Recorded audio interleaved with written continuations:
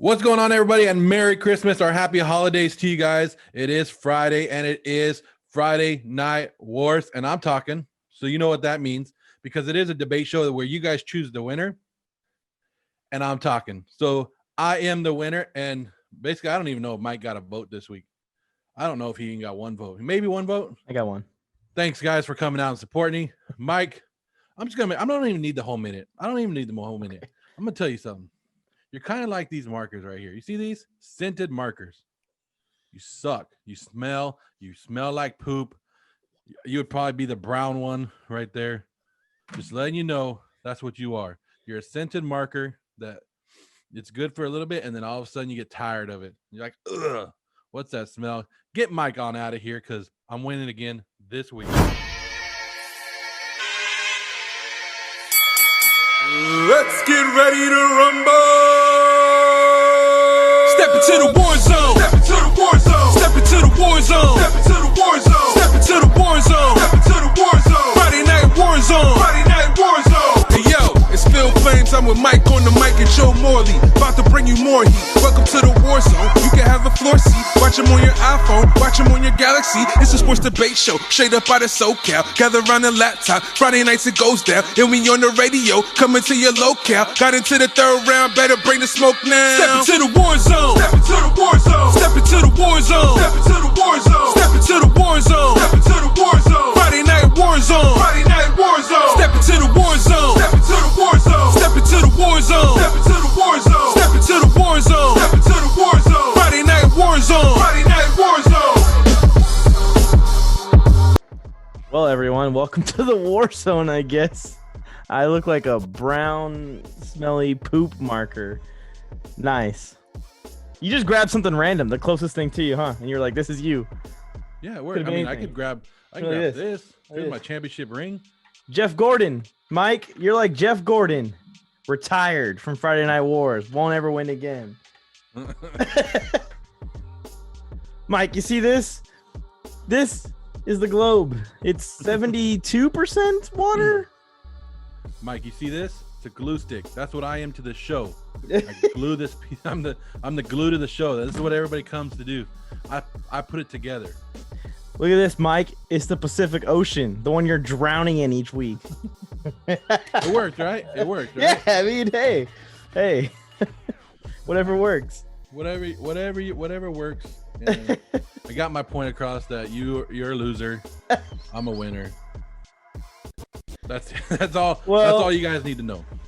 If the trend continues, I'll win next week, and I'll come on here in the beginning of the show and just tell you how you're never gonna beat me again until you beat me the next week, and we're just gonna keep this going. We're gonna keep this going. People probably think that we're doing it on purpose, but I promise y'all, we are not. So please, as we're going through this debate, you hear a good point one of us make, go down and vote for who you think won. I see that the viewership is going up. Comments are staying the same, so just hop in there and vote for who won this show. It'll help us out a lot in determining each week who's gonna win. Joe wins most of the time because his book club shows up and votes for him. It pays to be old, to have my mom and all her friends in the retirement community just get it all. They don't even know how to vote, really. They just click and click and click until something happens. Then they type in JOE. They might not be commenting on the right video. They might not be commenting on the right box. Maybe they're just texting it to some random person, but they're not actually on YouTube anymore. Yeah, that could be it. They just like, ah. Send? Is this the button I hit? Anyways, guys, we have a jam-packed show for you today. 3 topics. We're gonna go to war of all 3. Are you ready to go to war, Joe? I'm ready to go to war. I see that battle flag behind you. Battle flag of the losers. All right, guys, without further ado, let's go to war. Are you a fan of JuJu dancing on the logo? For his NFL career specifically, as a player, for his teammates, for Mike Tomlin, for the Pittsburgh Steelers organization, for the Steelers season this year, all of that, no, not a fan of JuJu dancing. But for his personal bank account and his off-field endeavors, yes, JuJu, I am a fan of your dancing. Now, before you guys get into those comments and start roasting Mike as hard as you can, just think about it for a second. Think about it with me, Joe. The world is heading further and further to a complete social media takeover, and the pandemic has made this even more apparent, and it becomes more and more apparent, it seems like, every day. Social media is going to own the world one day, and JuJu knows that, and a lot of these athletes you see on social media doing stuff like this know that. I looked it up. I went and looked at JuJu's page. By the way, JuJu, if you're watching this, I know you watch Friday Night Wars. I made a TikTok about your future. You became the governor of California and all kinds of stuff. Please go check it out. I'd appreciate if you leave a comment on there. And like the 1,000 people that commented probably would appreciate it as well. But I did some research. Between Instagram and between TikTok, JuJu now has 5.1 million total followers. If you gave me 5.1 million followers, I would be rich. Like really, really rich. Athletes know this, and that's why they build these pages. Look, if JuJu's got to dance and dance a little bit to get $1 on the logo of each team that he plays against, so be it, JuJu. If that's what it takes to have some longevity and have some success after football's over, go ahead. Go for it, JuJu. The man's going to be known forever if you have a big social media following. Mike, I'm all for celebrations. I'm all for having a great time. I'm all for dancing, the Lambo leaps, the dirty bird, all that stuff. What I'm not okay with is disrespecting other teams. Look, you score a touchdown, you make a first down, you do a huge sack, celebrate. You earned it, right? But don't go out before the game and dance on people's logos. JuJu might not have thought it was disrespectful when he first started doing it, because like you said, he's doing it on TikTok. He's doing it for the videos, and it looked kind of cool to do it in a stadium, right? An empty stadium. He's doing it, his dance. But when the safety from the Bengals, Von Bell, came out and he said, don't do it. It's disrespectful. We take it as disrespect. Don't do it. And then JuJu still goes out there and he does it up more. He does a bigger dance and he slams the ball down on the Bengals logo. Come on. He took it too far, and he deserved every bit that was coming to him. The Bengals took that as a slap in the face, and they came after him. They came after him. You watched it. Everybody watched it. Von Bell hit JuJu so hard, he fumbled that ball, and he wasn't the same the rest of the game. Thank you, JuJu, because I was playing you in fantasy, and I needed you to score less than 10 points for me to go to the fantasy championship. You only scored 2. Thank you for dancing, JuJu. Anyways, JuJu has since come out and apologized, because his team made him, basically. Your celebration before the game is uncalled for, JuJu. I'm telling you right now. I guess no one learned from Terrell Owens. Most football players take pride in their team, and they won't allow another team or another player to show them up. JuJu was supposed to be a leader. He was supposed to be the number 1 wide receiver, and he's supposed to show that he has matured. That hasn't happened this year.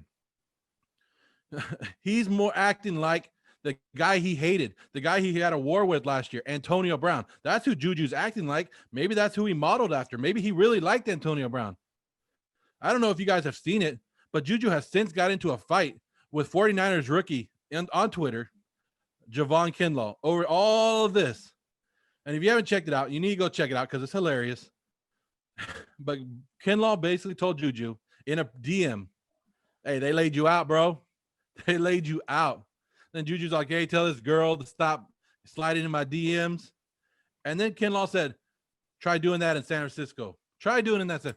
So people, you put a target on your back. JuJu put a target on his back. He put a target on the Steelers, and it's unnecessary. Unnecessary. That's all I got to say about that. That's like a Forrest Gump right there. And that's all I got to say about that.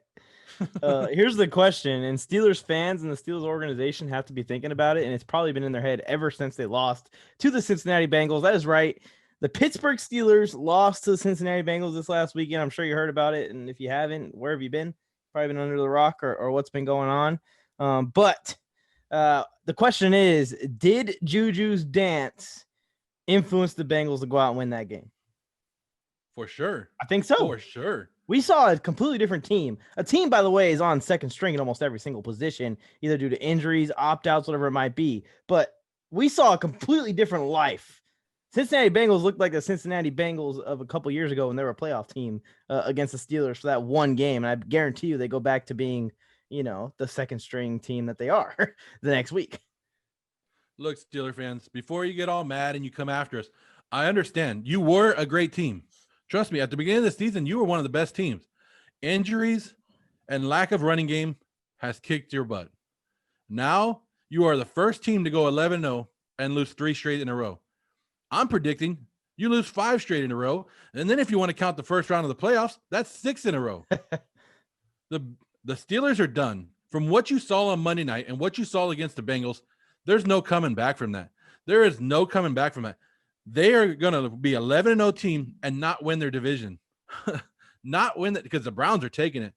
I don't care what people say about the Browns.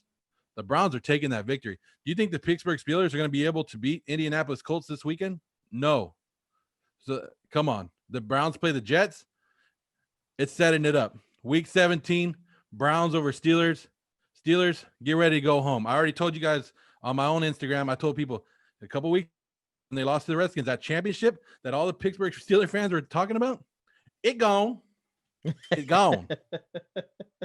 Yeah, I like it. And I had fun posing the argument for this one. Of course, we have to go against each other. I tried to have an argument where it's like I don't really necessarily like the dancing before the game because obviously, even as a ex-football player myself, if a high school player did that, danced on the logo at an away game, there would just be a straight up brawl. Like that would be it. The ball would be snapped and we just would start fighting. That's all it would be. So not necessarily I like that part. I had fun posing the argument that for JuJu's own personal gain, somehow this is a good thing. But really, JuJu, man, you just got disrespectful with it. You got caught. You got called out on it. You got popped in the game. Yeah, I think you need to just go away for a little while now. Let us forget about this and just keep playing football. Focus on playing football. Because if they win in these games, no one has a problem with you dancing on the logos. But when you've lost 3 straight games, yeah, there's going to be some problems with, dancing before the game starts instead of probably warming up and getting ready for the game. All right, Joe, you ready to go to the next topic? I'm thinking about my dance right now, what I'm going to do whenever I go to your house and I can just dance all over your lawn. Come on, Corvette. Yeah, Javon Kinlaw told him he needs a new car because that Corvette ain't going to come to Levi Stadium. You know what? Someone commented on one of my posts. Someone commented that he got hit by a Corvette. I'm telling you right now, that was a good hit. It was great, clean, good hit. Oh, caused the fumble. Great, got the turnover. Like that is exactly what you do to someone that's dancing on your logo. And he saw number 19 and he was like, I'm going for it. I'm going for it. And hey, that changed the whole game. You gotta admit that changed the whole game. Yeah, it did. That's it's one thing to dance and then lose. One thing to dance and then get embarrassed like that. I know we always reference to T.O. doing it, and that's probably where JuJu got it. T.O. had 4 touchdowns in that game.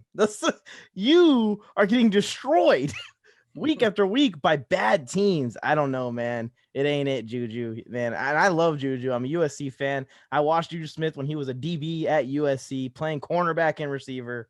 But man, I'm not with the dancing on the logos, man. Let me tell you, the memes this week for JuJu, hands down best. All you guys that made memes out there for JuJu, you killed it. I love it. I loved it. Loved each and one. Basically because of what happens. Because of my fantasy win, I got to brag about that. It's the only time I can. I'm going to the fantasy championship because of JuJu Smith-Schuster. Did the selection committee get it right? The college football selection committee got all 4 teams correct. They got them correct. I know there's a lot of people out there saying they don't like it. I don't like it. I don't like that they put this team in. I don't like they put this team in. Let's be real, people. College football isn't an even playing field. It's not. There's good teams, elite teams, and then there's horrible teams. It's not going to be even at all. Every once in a while, you'll get a surprise team that goes undefeated. And then they disappear. Lately, who's been the big powerhouses? Clemson, Alabama, Notre Dame, Ohio State. Clemson and Notre Dame have one loss each this year. Guess who? To themselves. Notre Dame lost to Clemson, but they also beat Clemson. Wow. So you're going to hold that against them because they lost to a top 4 team? Come on. Ohio State has only played 6 games. but they won all 6, right? Is it Ohio State's fault that Michigan wanted to try to screw them and cancel the game, the Ohio State-Michigan game? Michigan canceled that matchup because they knew that it would almost affect Ohio State's chances of making the playoffs. It didn't, right? It backfired because everybody knew what Michigan was doing. It was pathetic. It was a pathetic decision, and quite frankly, made Jim Harbaugh and Michigan look weak. It made them look weak. How do you not play football? These are the 4 best teams in college football, hands down. No one wants to see a Cincinnati or a Coastal Carolina. Nobody wants to see those teams. I'm just being honest. We didn't even have to play the whole season. We didn't have to play the season. They should have just told these 4 teams to get ready for the playoffs, and 80% of college football fans would have agreed and been like, yeah, those are the top teams. The only ones that are crying about the playoff selections are the haters on each one of these teams, which makes them irrelevant. Joe, you said nobody wants to see any of these other teams in the playoffs. Well, you're wrong because there's one guy right here. He's got 2 thumbs. They're pointing at him. I don't agree with the selections, Joe. I don't. But the real problem I have is the selection process that college football goes through. A 16-team playoff is just ridiculously logical to me. I don't understand what is going through NCAA's head or anyone in the college football organization making these decisions, but it just makes too much sense. 1, you'll have more buzz around college football. Everyone will be excited for this playoff because you're going to see these teams that we've been demanding to get in for years to get in. Remember when UCF was undefeated and they didn't get in and everyone was freaking out? If you have 16 teams or 8 teams, that problem never happens. The second thing, kind of ties in. You'll make the fans happy. All these complaints will go away. You'll make more money on the games because there's more games to be played, and the games seem to be more important when you get to the national championship game because 16 teams have been eliminated. It's not just you got to win 2 games, go to national championship game. The colleges will all make more money. Again, the fans will be happier. I don't understand the thought process of keeping this at 4 teams at all. It all makes sense to make this thing more interesting by adding those extra teams, whether it's 8, 12, 16, whatever college football wants to do. College football, if the problem is the fact that you guys don't want to relinquish power of who wins the championship or who's in contention of the championship, I know it's a conspiracy, but I'm starting to think it's that because it doesn't make any sense to me. Give it up already. You'll still have the power to select the 16 teams that get into the tournament. Look at college basketball and how successful March Madness is each year. It is one of the hottest sporting events around the world every single year. It felt like last year during that time period, the world was empty without March Madness. NCAA football could do something similar. I got 2 words for y'all. Come on, man. Come on, man. Come on, man. All right. I see you. Okay. I like your argument. I'm not going to sit here and lie. I like your argument. But where do we stop? You're complaining about 4 teams. Okay, they go to 8 teams. People are going to complain that somebody missed out. So we go to 16 teams. Somebody's going to say, what about this team? It's never going to stop. So it might as well just stay at 4 and let people complain because they're going to complain no matter what. They're going to complain no matter what. I just want things to be more interesting than they are. I'm not the biggest college football fan in the world. I watch the playoffs. I watch the games when they're on, but I'm not like super into it. And the reason I'm not super into it is because I see the same teams every year in the college football final. And it's because they're the best teams in college football. Let's be honest, Alabama, Clemson, these guys are going to be there every single year. But can they be beat? Yes, any given Saturday for college football, any given Sunday for the NFL, any team can be any team. We've seen upsets in the past. So why not make it more interesting? Why not push it out to 8 teams, push it out to 12 teams, push it out to 16 teams? Maybe the top 4 teams get a first round bye. Like organize it that way, so you still have an advantage for being in the top 4 in the country. But I definitely don't think that 4 is very good when you have so many colleges out there competing for this championship, and literally your strength of schedule, something that is completely out of your control as a football team, can hold you out of going any further past, a bowl game, which to me is robbery, is criminal. That you're going to have someone's strength of schedule determine whether they can go or not, whether they even have the possibility to go. I know there'll still be debates at that 16th seed, but now we're talking, the debate isn't necessarily between the number 5 seed and 4 seed. There's a huge difference from 4 seed, the 4th best team in the nation, 5th best team in the nation. That's a lot bigger deal than 16th best and 17th best in the nation, in my opinion. Would you want to see Coastal Carolina versus Alabama? You would tune into that game right now. Tomorrow night, we put it on TV. You'll turn it in to watch that game. Yeah, if the championship's on the line, yes, I will be tuning into every game that is on the line. Washington football team is going to go to the playoffs in the NFL. Will I be watching that playoff game? Will you be watching that playoff game? This is professional. They're going to lose. They're going to lose. It's guaranteed. You're still going to tune in because I'm not writing Washington off. I want to see who they're playing first round. I think they can make an upset. If Washington makes the playoffs, I'm not writing them off. The moral of the story is, see, despite the team's record, despite the teams that are playing, whether it's Coastal Carolina versus Alabama or Washington football team versus the Green Bay Packers, if it's a playoff game, you're going to tune in and watch it. And it's going to be an exciting game. The players are going to put it all out there. This is me telling the ladies, J-O-E. The old ladies. What is the best Christmas gift you have ever received? So I'm actually just going to tell a story for my greatest Christmas gift I've ever received. Growing up, I wasn't necessarily raised a Chargers fan, fun fact. My dad was actually a 49ers fan, and the rest of my family are Raiders fans. Being from the Los Angeles area, it's kind of a mixture of teams out here. Some Cowboys fans sprinkled in there. But anyways, growing up, I did not know what team I was going to root for. Because the 49ers were not good in that time period. And I'm not trying to say that 7-year-old Mike on the mic was a bandwagon, but it's a real snoozer for a 7-year-old to just watch his team lose every single week. Well, one week I turned my TV on a Sunday in my room while my dad was watching a Niner game out in the living room, and up popped these bright blue colors, these bright blue jerseys, and a man named LaDainian Tomlinson carrying that rock, running over people, juking people out. And it was one of the craziest, coolest things I had ever seen. I didn't really understand football like I do now. Back then, I just understood that those colors were awesome. I loved going down to San Diego as a kid, and that guy is just destroying everyone. Right then and there, I started to like the Chargers. Now, my dad and my family battled me, back and forth. Nothing ever happened until one Christmas. My dad finally gave in, and he got me this. Got me this Antonio Gates jersey. I've had it ever since. This is my favorite jersey that I have. It's an old school Antonio Gates jersey, the old school powder blue jerseys. You can see it's a little beat up. There's a lot of pictures of me wearing this jersey because I wore it nonstop around the clock all the time. And I think this is the best Christmas gift I've ever received, because since then, the Chargers have been a part of me, and everyone that thinks of me associates me with the Los Angeles Chargers and being the only Chargers fan that they know. And then I got the opportunity to go down and live in San Diego for a little while, wore this jersey to a game or two, and it was just awesome. So yeah, that's the best Christmas gift that I've ever received. It literally changed my life. It changed me who I am. I am a Chargers fan, right?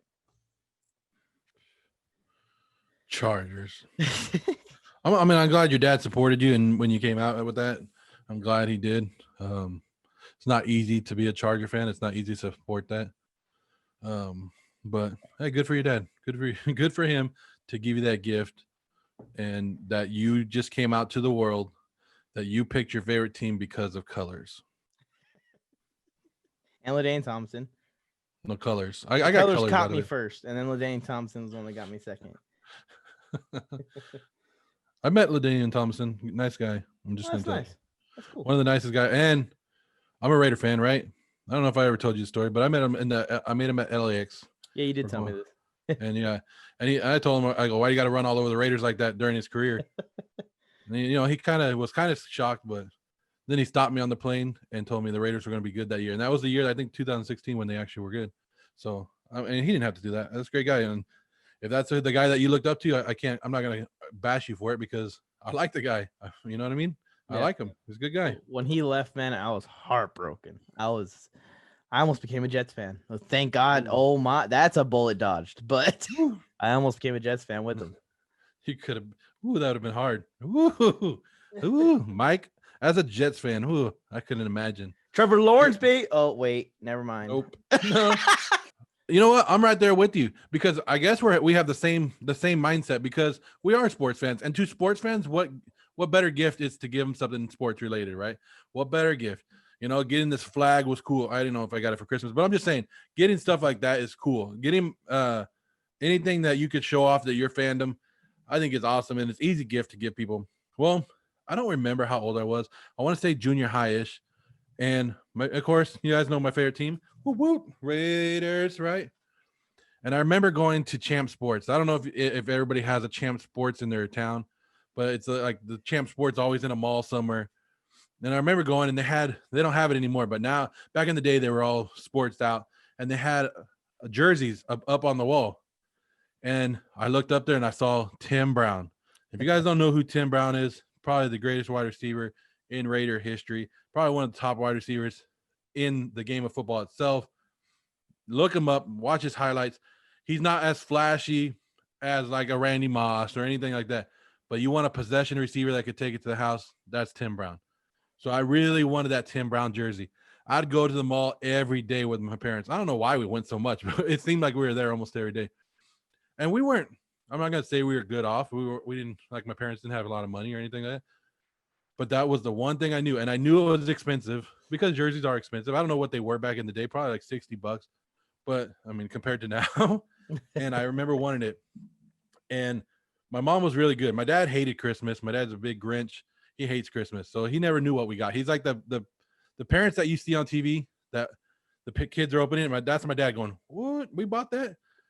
So my mom told me, hey, I know you're going to be disappointed on Christmas because I went over there and they didn't have the jersey. I know you really want it, but she was just letting me down, right? Christmas morning came, Tim Brown jersey, baby. Tim Brown jersey. She got it. And the funny story is the guy that sold it to her, I remember, I have a good memory for this. I don't know. The guy that sold it to her at Champs, I now work with him. Like, I don't know, what has it been, 20 years later? I'm working with him. And I remember him in the official jersey and all that. And I remember talking to him, talking Raiders with him because he is a Raider fan as well. And I don't know, it's just one of those stories and Christmas presents that stick in my head all the time. Sports fans. Of course we would do two sports things on a sports debate show. It's engraved in us, man. It's engraved in us. And man, it felt so good to wear this jersey. And my dad got it really big. Thank you, Dad, for getting the biggest size for the little kid. It doesn't really fit me anymore, but it fit me when I was a little smaller, you know, and it fit me through high school and everything, and I still wore it. But wearing it to an actual Chargers game for the first time, that was pretty awesome. Yeah, I think it's awesome. You show your fandom, and as a kid, you're like walking around like, yep. Like you probably like Antonio Gates, best tight end. What's up? What's up, guys? It's awesome, and the way that they surprise you and you don't even know it's coming, it's awesome. I just think that was the one genuine Christmas present that I actually opened and not knew that it was coming, because I was actually disappointed. Like, damn, I'm not getting that. I wanted that and I'm not getting it. Yeah, I don't even think I really asked for it, but it was just an ongoing battle between me and my parents. I had stopped like wearing my 49ers gear, and I was like basically protesting being a 49ers fan. And eventually he gave in. You know, all the family get-togethers, anytime sports would come up, my dad would be like, all right, just move to the side. This is for the 49ers fans to talk about. Apparently you're not a 49ers fan anymore. Parents learn the hard way. Yeah, they still keep it up to this date. Like my son, he'll watch a Raider game with me, but when the Saints are on, that's his team. Oh, you like Saints? Me. But I don't know how you became a Charger fan. You said it because of the colors or because you walked in there. But nowadays, most kids are playing sports and playing more sports, like flag football and stuff like that. And the team that they get put on, the first team they get put on, that's their team. Like, I'm a Saint, I'm playing for it. I'm going to watch the Saints. I'm going to root for them. Hey, and one day I probably will have to break down and buy my son some Saint stuff. Mm-hmm. But I'm dreading that day. It's coming. You want me to send him some stuff? No. I'll say from Mike on it. He'll love it. Because if you guys watch the show, my son watches. Shout out to Jake. Jake is a Mike fan. Jake doesn't like me. Yeah. He'll root for me. He'll do the Friday Night Wars theme song, but he always says, Mike on the mic. The most electrifying sports podcaster in the game today. That's what I'm talking about, Jake. You're probably my biggest fan. Let's be honest. Every day. I got to hear it. Oh, he was probably my one vote last week. He probably was. Because you duetted him, right? And he said he was going to vote for you. He said, and I was like, Jake, really? Come on. I need another dance for this Saturday. Saturday mornings, we can make a tradition. Me and Jake dance together on TikTok. You're tearing the family apart, Mike. Those Saints. Who that? Who that think they're going to beat them Saints? At least I got my daughter. My princess will never turn on me. Oh, she's a Raiders fan for life. She's going to be the one that's like throwing bottles at the Chargers fan that walks by. She's a tough one. She'll let you know. Oh man, what a good show this week, Joe. Did you have a good time? I had a good time. I had a great time. And like if you guys could please just vote for me. I'm getting to a point where I'm begging. I can't let this guy go up. It seems like I just barely am keeping up pace here. The Mike and the Mic squad is not showing up in numbers like expected. So could you just please go down, type Mike on the mic, and you can hit the subscribe button. Go on to the next video. Yeah, so somebody help Mike out. Please help Mike out. Look, I'm begging for you. I am tired of the look that you come on here and the sad look, the sad puppy face that you show. I lost. Don't go hard on me. Like, all right, Mike, it's okay. But you remember, you're one of these. Brown markers. Somebody call my mama. You remember Brodus Clay? All right, that's good enough for this week, y'all. Thanks for tuning in. Take a second to hit that subscribe button. I'll give you a second to do it real quick before I go on with the outro. Mike, when you're editing this later, put some crickets in right there. Thank you for hitting that subscribe button, guys. Anything else, Joe? Last words? Happy holidays. Merry Christmas. It is Christmas. We will be back on New Year's. We will have an episode on New yeah. Year's. Hey, if you're not spending time with your family because of COVID, hit them up on Zoom. Hit them up, talk to them, say hello, check on them, check on those relatives because they're waiting for you. And Christmas is a different time for people and they need to be reached out to. So please do that. Please reach out to people that you need, that you love, and tell them that you love them. Yeah, man, that's a big deal. That's a big deal. And I know what it's like to be separated from family for the holidays. I'm sorry to everyone that's in that situation because that is some pain that is hard to match. So yes, definitely reach out to your family members if you can't see them on Christmas Day or see them on New Year's Day or on Christmas Eve, New Year's Eve, whatever it might be. I like that, Joe. Thanks for throwing that reminder out before I ended it. But while you guys are on those Zoom calls, if the topic of sports talk or sports debate comes up, always remember, you never know when you're going to have to go to war. Oh, too early. Jingle bells, jingle. Step into the war zone. Step into the war zone. Step into the war zone. Step into the war zone. Step into the war zone. Step into the war zone. Friday night war zone. Friday night war zone. Step into the war zone. Step into the war zone. Step into the war zone. Step into